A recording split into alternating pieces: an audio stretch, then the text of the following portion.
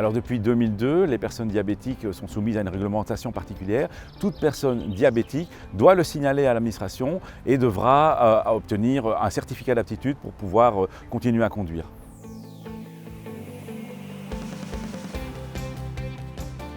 Quand on passe son permis de conduire pour la première fois, il faut évidemment signaler les problèmes physiques que l'on a, mais il faut aussi se rendre compte que plus le temps passe, plus on peut être touché par des maladies ou des handicaps physiques qui font que peut-être les conditions ne seront plus réunies pour pouvoir conduire avec le permis initial. Donc effectivement, dès qu'on a des soucis de santé qui deviennent importants ou un handicap physique qui se présente, il faut éventuellement remettre en cause son propre permis de conduire. Ce n'est pas quelque chose de facile, mais c'est quelque chose que le conducteur doit faire puisqu'il faut tout le temps, en permanence, avoir les qualités requises pour conduire.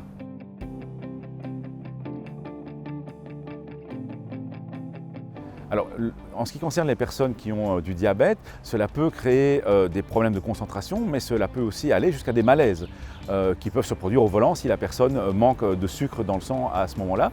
Donc effectivement, le diabète est une cause potentielle d'accident de la route s'il n'est pas traité, s'il n'est pas surveillé et si la personne n'en est pas consciente. Alors bien entendu, une personne qui conduirait alors qu'elle n'a pas ou plus les aptitudes physiques nécessaires pourrait être punie. Mais le plus gênant, je pense que c'est en cas d'accident.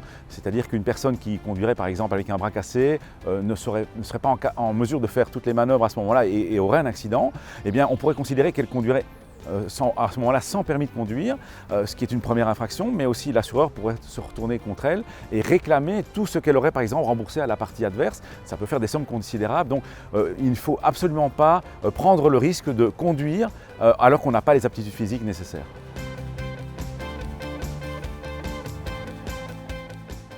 Alors pour un diabétique, il y aura toujours un avis médical derrière l'autorisation de conduite, derrière le certificat d'aptitude. Ça peut être le médecin généraliste, un endocrinologue ou un médecin du travail selon les circonstances.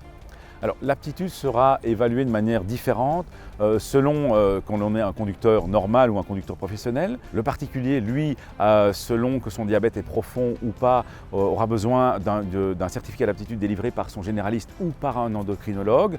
Et si on lui délivre son aptitude à la conduite, eh bien tous les 5 ans, il devra la renouveler. On est toujours un petit peu plus difficile, un petit peu plus précautionneux pour des conducteurs professionnels. L'autorisation de conduire ne sera valable que 3 ans au lieu de 5 pour un particulier. Et ça passera d'office par le médecin du travail.